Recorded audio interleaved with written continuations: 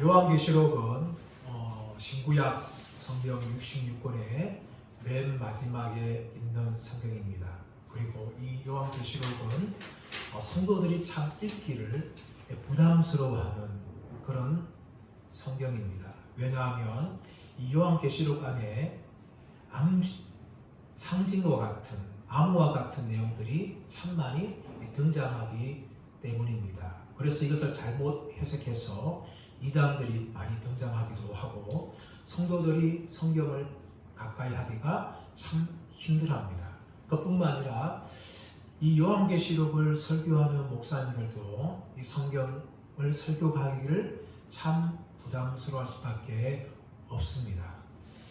그뿐만 아니라 요한계시록은 참 구조가 신약 성경에 있는 다른 서신서보다 조금 복잡한 구조를 가지고 있습니다. 예를 들어서 사도 바울이 쓴 성경이 13권의 서신서가 있습니다. 그런데 이런 서신서들은 내용이 길든지 짧든지 하나의 패턴을 가지고 있어요. 그것이 무엇인가 하면 전반부에는 하나님의 이 말씀을 중심으로 하는 교리를 전합니다. 그리고 후반부에는 그 교리에 대해서 적용하는 내용이 등장하죠. 예를 들어서 로마서가 16장까지 되어 있는데 1장부터 11장까지는 교리 부분입니다.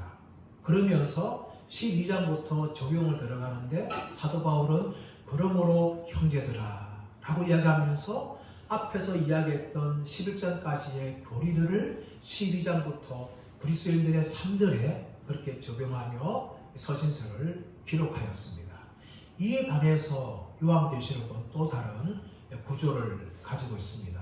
서신서이면서 동시에 예언서인 이 요한계시록은 크게 세 부분으로 나눌 수가 있어요. 1장부터 3장까지는 7교회에 쓴 편지를 중심으로 되어 있습니다. 4장부터 22장 5절까지는 대종말의 과정에 대해서 기록을 하고 있고 22장 6절부터 마지막 절까지는 결론이면서 예수님께서 다시 오시겠다는 그런 약속을 기록하고 있습니다. 그 중에 4장부터 시작하는 4장부터 22장 5절까지가 이 본론이에요. 이 본론인데 이 본론이 두 부분 나눠져 있죠.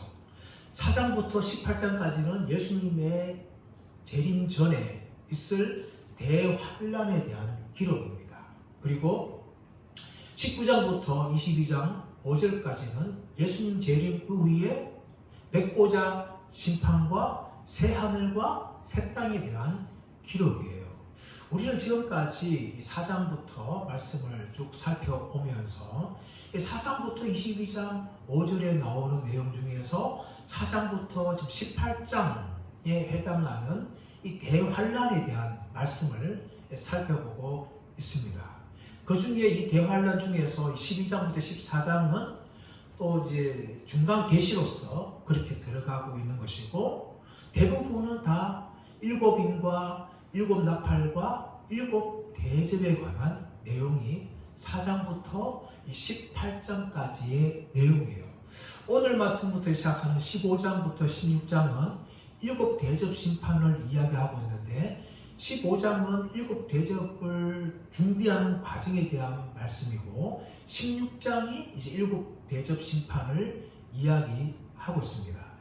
이렇게 7인과 7나팔과 7대접 심판이 등장하고 있는데 여기에는 두 가지 공통점이 나옵니다. 하나는 먼저 암시를 하고 그리고 그 암시에 대해서 실행을 하는 그런 내용이 7인과 7나팔과 7심판에 등장하는 거죠. 예를 들어서 7인 심판을 이야기할 때 5장 1절에서 암시를 합니다. 그리고 6장 1절부터 17절까지 또 8장 1절부터 6절까지는 7인 심판을 행하는 것이죠. 두 번째로 7나팔은 8장 2절에서 암시를 하면서 이 8장 7절부터 21절에서 11장 14절부터 19절까지 7나팔이 시행되어집니다. 그리고 7대접 심판은 오늘 본문에 나오고 있는 15장 1절에서 암시가 되지만 16장 1절부터 21절까지 7대접 심판이 시행이 되어져요. 이것이 첫 번째 공통점이에요. 또 하나는 무엇인가 하면은 이 중간에 들어가는 기사가 삽입되어 있는 것이죠. 예를 들어서 7번 심판할 때에 6째인 심판과 7번째인 심판 사이에 7장 1절부터 17절 내용이 들어갑니다. 이 내용은 하나님의 극렬한 심판 중에서도 하나님께서 자기 백성인 교회를 보호하시는 그런 내용이 나옵니다. 그리고 10장 1절부터 11장 13절은 6번째 나팔 심판과 7번째 나팔 심판에 들어가는 내용이에요. 이 내용은 7년 대환란 중에서 순교의 각오를 하고 하나님께 영광을 돌리는 교회의 모습에 대해서 기록을 하고 있는 것입니다. 그리고 이어지는 12장 1절부터 14장 20절 내용은 교회의 박해와 보호에 대한 환상을 보여주면서 7대접 심판이 어떻게 전개될 것인가를 미리 보여주고 있는 내용입니다. 그런데 7인 심판과 7납작 심판에서는 6번째와 7번째 사이에 들어갔지만 7금대접 심판에는 중간에 들어가지 않고 7번째 나팔과 7대접 심판 처음 시작할 때 들어가고 있어요. 이것이 다른 점입니다. 이렇게 구분되어지는데 오늘 말씀에서는 이제 15장 1절에서 시작하면서 8절까지 7대접 심판에 대한 시작을 미리 알려주고 있는 본문입니다. 1절 말씀 볼까요? 1절 말씀 시작. 하늘에 크고 이상한 다른 이적을 보매 7 천사가 7 재앙을 가졌으니 곧 마지막 재앙이라. 하나님의 진노가 이것으로 마치리로다. 잠시가 어떻게 주어지는가 하면 또 하늘에 크고 이상한 다른 이적을 보았다라고 시작합니다. 이런 내용이요. 12장 1절에서 하늘에 큰 이적을 보았다. 이 이적은 뭔가 하면 여인에 대한 환상이죠. 또 12장 3절 말씀 보시면 하늘에 또 다른 이적을 보았다. 붉은 용에 대한 환상이에요.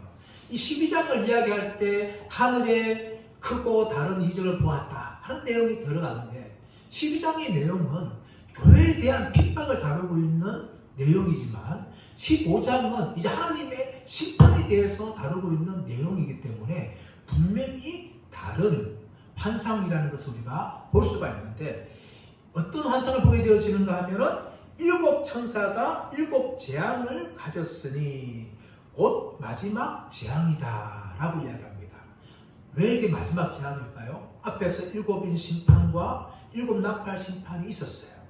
그리고 최종적으로 이제 7대접 심판을 통하여서 하나님의 재앙이 마치기 때문에 이것이 마지막 재앙이다 라고 이야기하면서 1절 하반에 가서 보시면 하나님의 진노가 이것으로 마치리로다 라고 이야기합니다. 마지막 심판이기 때문에 이제 하나님의 진노가 마친다는 것이죠. 근데 이 마친다는 이 단어가 텔레오라는 단어인데 이 단어는 두 가지 의미를 가지고 있어요. 하나는 이루다, 성취하다, 끝내다 의미를 가지고 있는가 하면 또 하나는 채우다, 충만하다 의미를 가지고 있어요. 그러면 하나님께서 이제 7대접 심판을 통하여 하나님 심판을 마친다는 것은 하나님의 심판을 이제 마무리한다 라는 의미도 가지고 있지만 이 심판이 앞에 나오고 있는 7인과 7 나팔 심판보다 얼마나 격렬하고 하나님의 진노를 충만하게 담은 심판이라는 것을 하나님의 진노가 마치리로다 라는 이 내용에 들어가 있는 것입니다.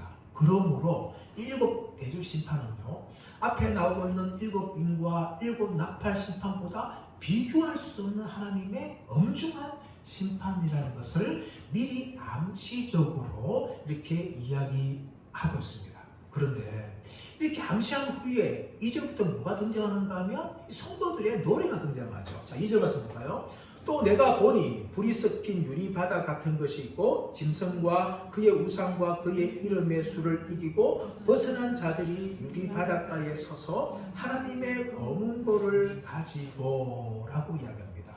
이렇게 나와서 이제 성도들이 찬양을 하게 되어지는데 이것은 무엇인가 하면 하나님의 심판 가운데서 성도들이 어떻게 보호되고 있는지, 이 세상에 악들이 있지만 성도들을 전혀 위협하지 못하는 것을 보여주고 있는 내용이에요. 이런 내용들이 10장 1절에서 12장 4절까지 나오고 있는 그런 내용의 동일한 것인데, 이런 내용을 통하여서 세상은 너무나 악하고 하나님 그것을 심판하시지만 성도들을 하나님께서 보호하고 계신다는 것을 이 부분을 통해서 보여주고 있는데, 이 성도들이 지금 어디에 서 있는가 하면 불이 섞인 유리 바닷 가운데 있고 이야기하면서 뒤에 보면 유리 바닷가에 섰다라고 이야기합니다. 불이 섞인 유리 바다. 이 유리 바다가 앞에 4장에서 등장한 적이 있어요. 그 4장이 때 등장하는가 하면 하나님의 보좌 앞에 수중과 같은 유리 바다가 있다라고 이야기합니다. 그 4장에 등장하는 유리 바다는 하나님의 영광을 상징하는 것입니다. 하지만 이 본문에 나오고 있는 불이 섞인 유리바다는, 불이 섞였다는 것은 무엇인가 하면, 불이라는 것은 성경 요한계시록에서 하나님의 심판을 이야기할 때 자주 등장하는 용어예요. 그러므로 하나님께서 이제 불이 섞인 유리바다를 통하여서 심판을 하신다는 것을 이야기하는데, 유리바다에 불이 섞였다는 것은 하나님 심판이 그만큼 극렬하다는 것을 이야기하고 있는 것입니다. 이렇게 하나님께서 극렬하게 심판하시는데 성도들 어디 있습니까? 불이 섞인 유리바다 가운데 있는 것이 아니라 나중에 하반절 보시면 유리바다 가에 섰다. 이 가에 섰다라고 해요. 가에 섰다. 이 가에라는 단어가 에피라는 단어예요. 이 에피라는 단어는 물론 가에라도 뭐 이렇게 번역할 수 있지만 유리바다 위에 서 있다라고 보는 것이 더 정확한 설명이에요. 유리바닷가 위에 서서 그들이 뭡니까? 이제 노래를 하게 되어지는데 이들의 정체성을 이야기하죠. 그런데 어떤 자입니까? 2절 중반에 말씀 보시면 짐승과 그의 우상과 그의 이름의 수를 이기고 벗어난 자들이다. 이들이 누굽니까? 짐승과 그의 우상과 그의 이름의 수를 이기고 벗어난 자들이다. 우리 앞에 13절 말씀 보시면 이 짐승이 등장하지 않습니까? 땅에서 올라온 짐승이 바다에서 올라온 짐승의 우상을 만들고 그 우상에게 사람들을 경배하게 하고 경배하지 않으면 매매를 못하게 하는 그런 핍박을 가했습니다. 그런데 이 지금 성도들, 어떤 성도들이요? 그런 짐승의 위협과 핍박에 굴하지 않고 끝까지 믿음을 지키고 이긴 자들입니다. 그래서 이들이 어디 있습니까? 지금 하늘에서 하나님을 지금 찬양하고 있는 모습을 보여주고 있는 거예요. 요한계시록을 보게 되면 믿음을 지킨 성도들에게 주시는 상들에 대해서 앞에 2장, 3장 7개의 편지를 쓸 때에 예수님께서 말씀하셨어요. 이기는 자들에게 무엇을 주겠다? 이기는 자들에게 생명나무의 열매를 주겠다. 이기는 자들에게 둘째 사망의 해를 받지 않게 하겠다. 이기는 자들에게 감추인 만나를 주겠다.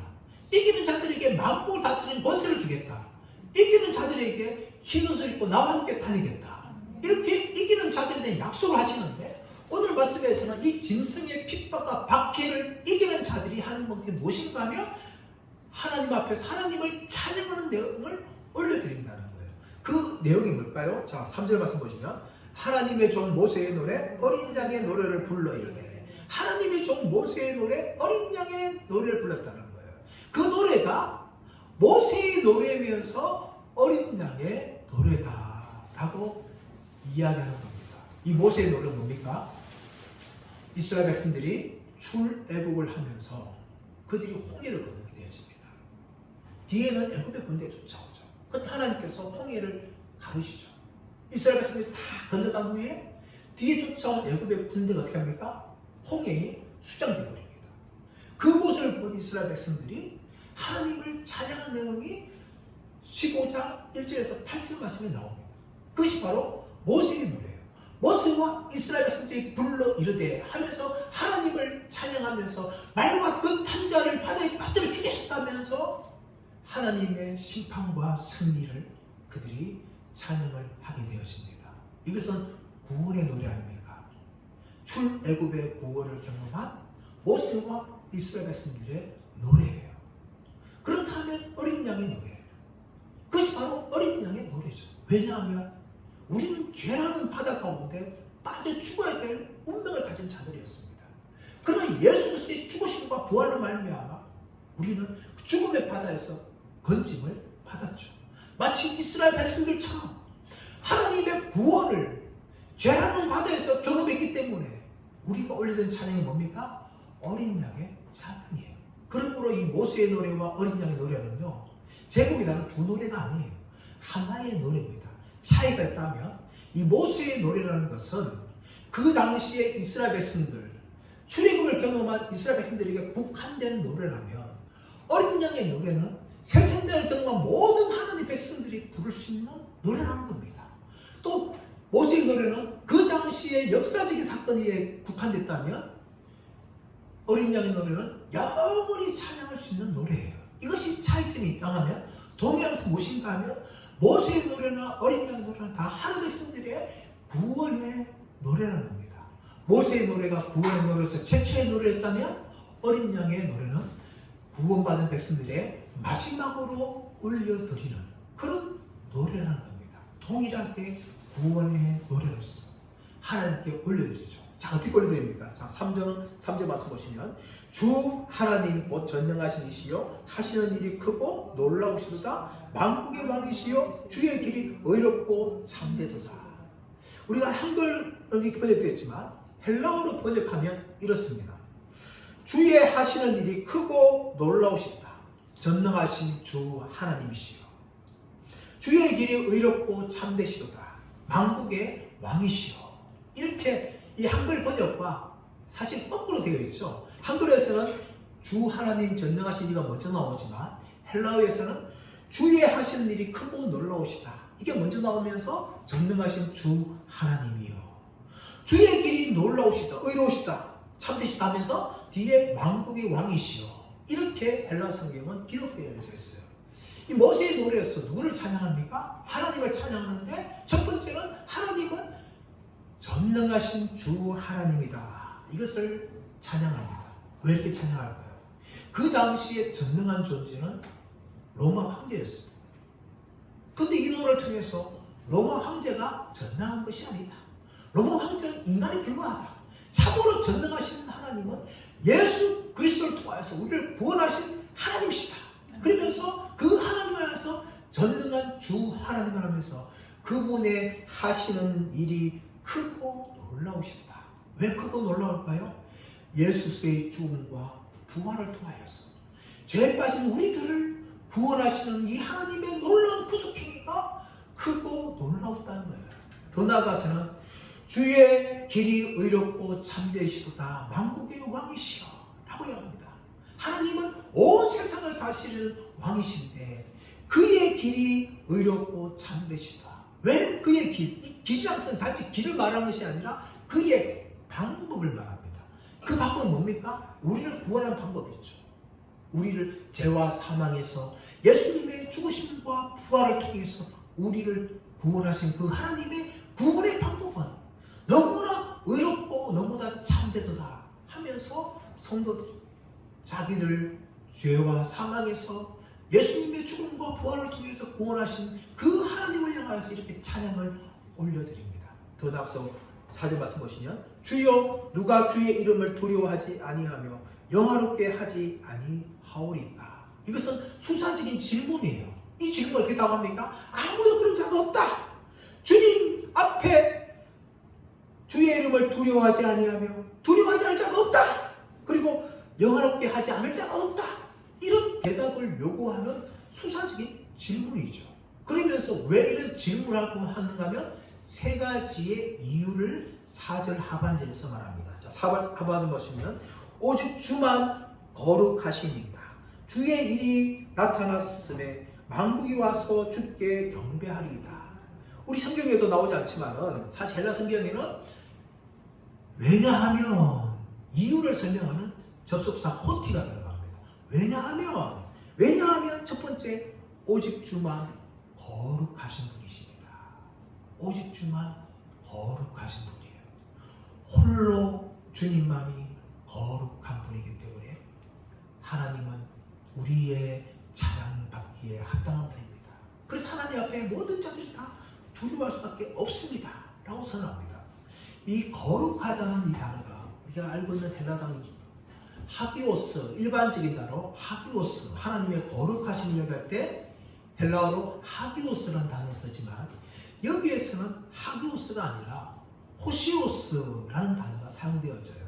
이 하기오스도 하나님의 거룩하심을 이야기하고 있고 호시오스도 하나님의 거룩하심을 이야기하고 있지만 하기오스는 하나님의 성품과 속성에 대한 거룩하심을 이야기하는 단어입니다. 반면에 호시오스라는 단어는 하나님의 행하신 결과가 거룩하다. 하나님께서 예수의 죽음과 부활을 통하여서 우리를 구원하신 그 모든 행위는 다 거룩한 것이다. 이 하나님의 행위의 결과에 대해서 말하는 것이 호시오스라는 단어예요. 여기에서는 주만 거룩하십니다 라고 할 때 하나님의 성품적 속성적인 거룩하심을 말하는 것이 아니라 예수님의 죽음과 부활을 통해서 우리를 구속하신 그 구속의 행위가 거룩한 것이다 라고 지금 하나님을 찬양하는 것입니다. 두 번째는 뭡니까? 주의 어려운 일이 나타났다. 주의 어려운 일이 나타났기 때문에 하나님은 영화받기에 합당한 분이다. 이 어려운 뭡니까? 예수님께서 우리를 위해서 죽으시고 부활하셨는데 그 예수님을 믿는 자들에게는 구원을 주시고 믿지 않고 대적하는 자들에게는 심판하시는 것이 바로 주의 이름 어려운 일이다. 이것을 말한 것입니다. 세 번째는 만국이 와서 주께 경배하리다 라고 이야기합니다. 이 만국이라서는 세상 모든 나라를 이야기하죠. 이 세상 모든 나라는요 제국과 구별되어 있습니다. 지금 초대 교회는 뭡니까? 로마 제국안이 있지 않습니까? 로마 황제가 왕이 되어서 로마 제국내를 다스리는 이 로마 제국 안에 있어요. 그런데 하나님께서는 단지 제국 안에 있는 왕 정도가 아니라 하나님께서 보려면 만왕의 왕이시라는 거예요. 온 세상이 왕이지 로마 황제처럼 한 제국의 왕이 아니다. 하나님은 모든 왕들의 왕이시다. 이것을 나중에 요한계시록 21장 24절 26절 말씀 보시면 만국 백성과 만왕들이 와서 새 예루살렘에 입성하는 내용으로 성취되어집니다. 이것이 바로 하나님께서 모든 경배를 받으시기에 합당한 세 가지 이유를 이야기하죠. 오직 주만 거룩하신 분이시고 주의 일이 의로우시고 그리고 만왕이 하나님을 경배하기에 합당하기 때문에 하나님을 찬양합니다 라고 이야기하고 있는 것입니다. 이것이 바로 모세의 노래이며 어린 양의 노래라는 것을 오늘 본문은 우리에게 말하고 있습니다. 사랑하는 여러분, 우리도 하나님을 찬양할 이유가 있습니다. 그 이유가 무엇입니까? 하나님은 전능하신 분이세요.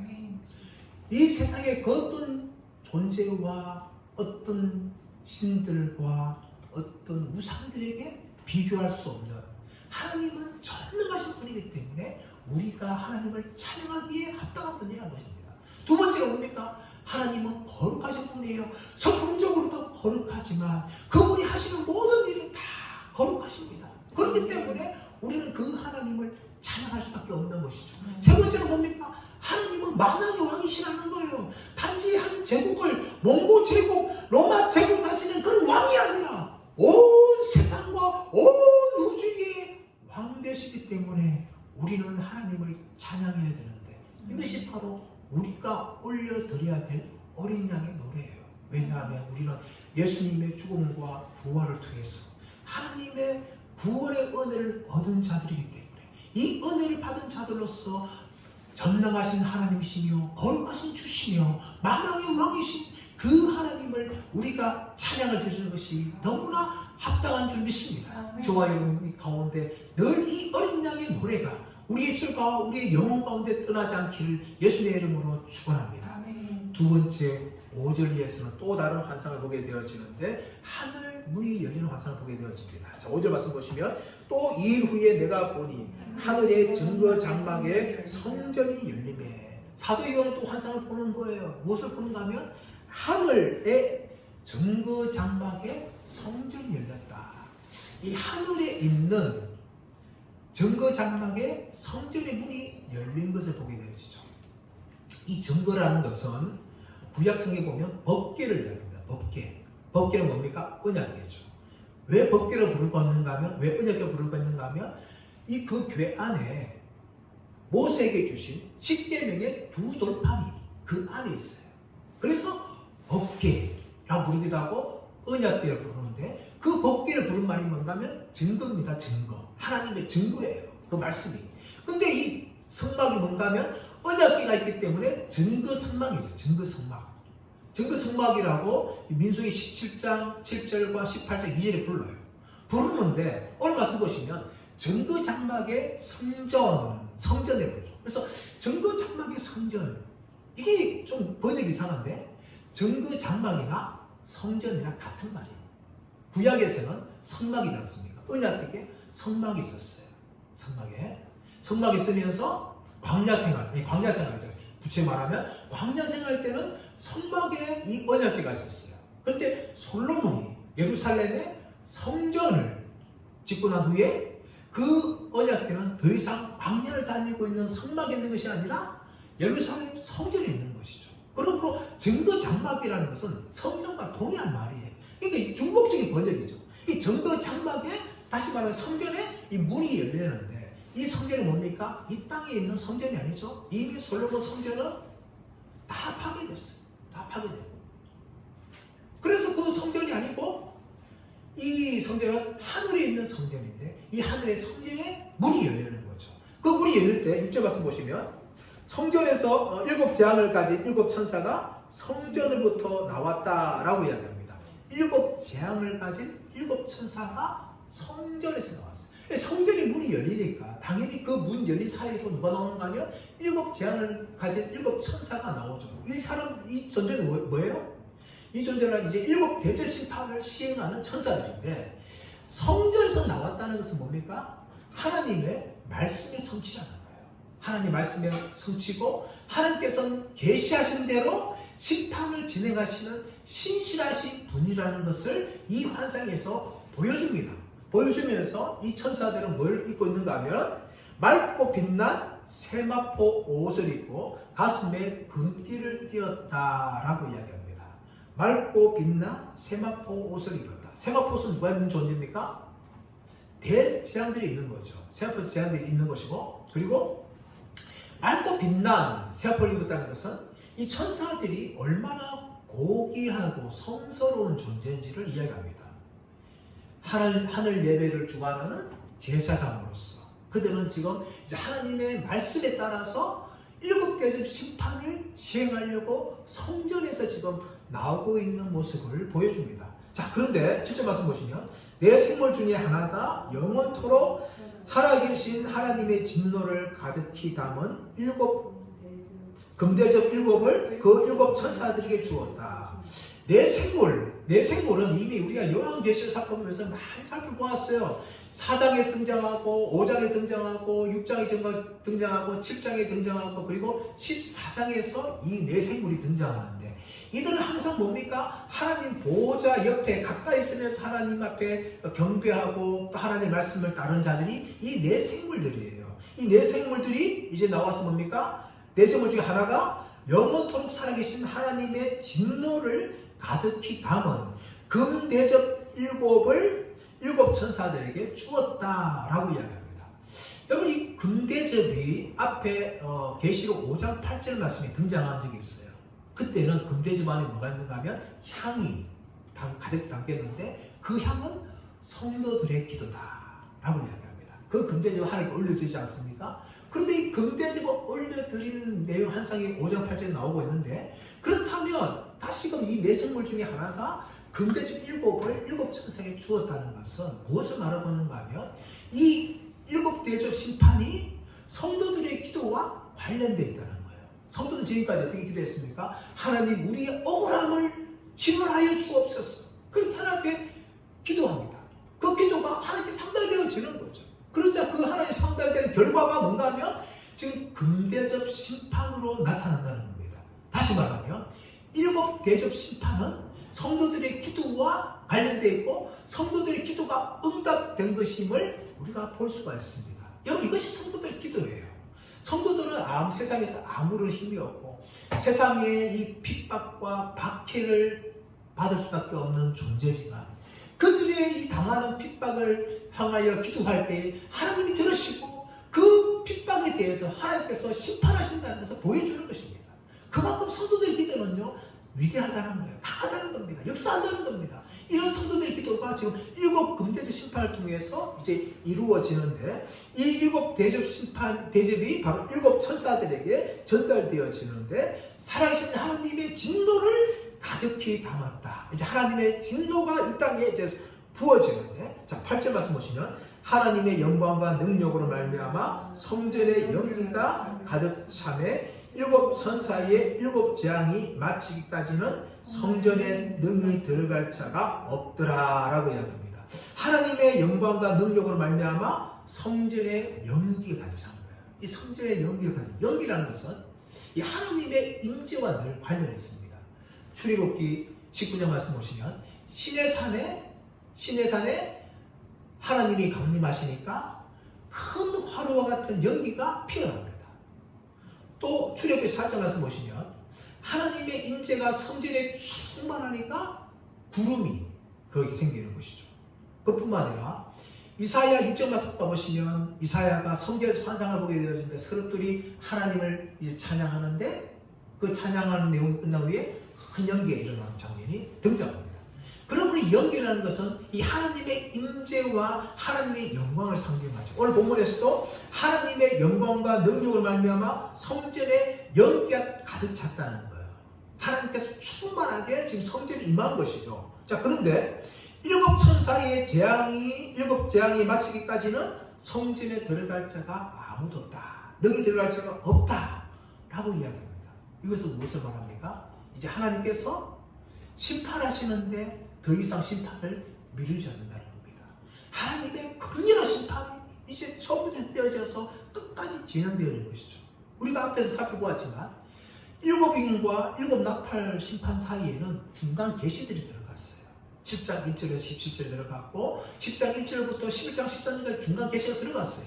그런데 이 7 대접 심판에는 6번째 대접 심판과 7번째 심판 사이에 이 중간 기사가 전혀 드러나지 않습니다. 끊임없이 첫 번째 심판부터 시작해서 마지막 7 대접 심판까지 하나님은 쉬지 아니하시고 멈추지 아니하시고 계속해서 심판하신다는 겁니다. 이것은 하나님의 7 대접 심판을 막을 수 있는 자가 아무도 없다는 것을 말하고 있습니다. 하나님께서 얼마나 이제 극렬하게 7 금대접 심판을 통해서 심판하시는지 아무도 성전에 들어가서 그 하나님의 심판을 막을 자가 없다는 것을 이야기하고 있는 것입니다. 사랑 여러분, 그러므로 이 하나님의 7 금대접 심판이 시작되기 전에 뭡니까? 회개의 기회가 있는 거예요. 근데 사람들은 어떻게 생각합니까? 사람들은 나는 언제든지 회개할 수 있어. 하나님은 사랑의 하나님이기 때문에 내가 회개하기만 하면 나의 죄를 용서하실 거야. 또 하나님은 사랑하시기 때문에 우리 심판을 하지 않을 거야. 이런 다양한 생각들을 하고 있습니다. 이것은 여러분 하나님에 대한 굉장한 오해입니다. 하나님은 사랑의 하나님이시지만 동시에 공의의 하나님이세요. 그 공의의 하나님은 이 땅의 죄와 반역한 세상을 향하여서 극렬하며 멈추지 않는 심판으로 행하는 겁니다.